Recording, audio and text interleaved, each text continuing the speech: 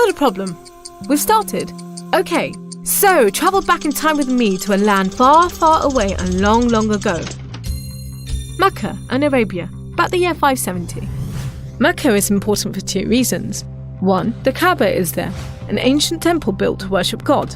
And 2, Muhammad, peace be upon him, was born in Mecca.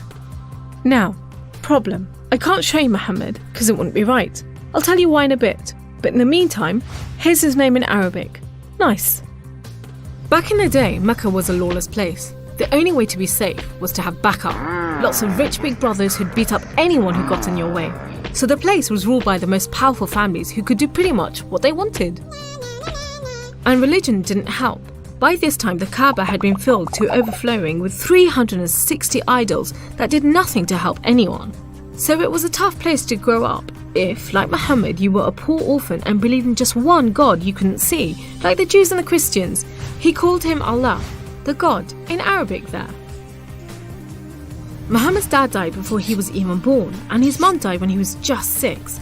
So he was brought up by his grandfather, Abdul Muttalib, and then, when he died too, by his uncle, Abu Talib, who had the respect of the city's ruling families, so Muhammad was safe for the time being. Muhammad started out as a shepherd and then became a businessman, travelling about buying and selling stuff for rich clients.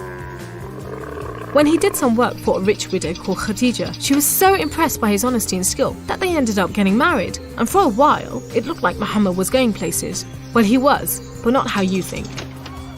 Every year in the month of Ramadan, different calendar, different names for the months, there was a big party around the Kaaba when people made sacrifices to the idols.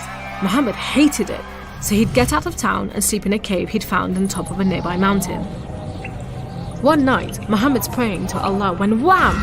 There's the angel Jibreel, you might say Gabriel, standing right in front of him. Read, says the angel, but Muhammad couldn't read. No schools, you see. Jibreel keeps on at him. 3 times he says, read. Then he grabs hold of Muhammad and wham! Again, it's like Muhammad's learnt the words off by heart. So he recites the message out loud.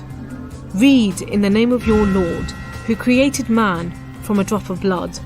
Read, for your Lord is most generous. He who taught by the pen, taught man what he did not know. It was a message from Allah. God was speaking to him just like he'd spoken to the prophets in the Jewish and Christian holy books, which meant he was a prophet too. The messages continued for the rest of Muhammad's life. Allah gave him the words to say and the prophet recited them. The words were written down by his friends, and years later they were collected together and became the Muslim holy book, the Quran, which means recitation, because Muhammad recited it, you see? Anyway, that was much later.